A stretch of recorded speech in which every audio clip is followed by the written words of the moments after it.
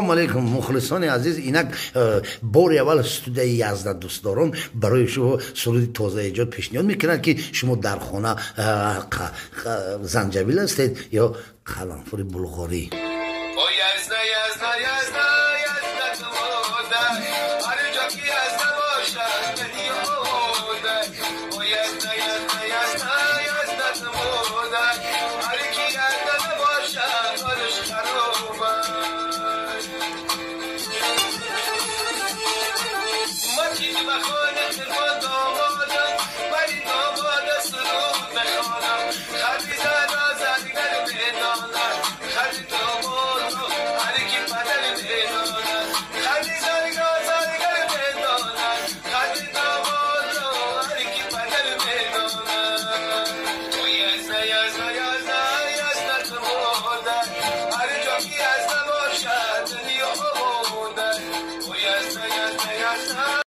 از تقدیمات مجید کلابی.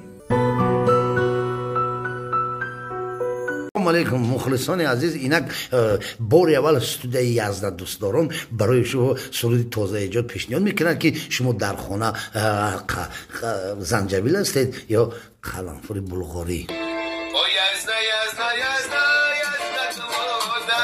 هر جا که از نباشد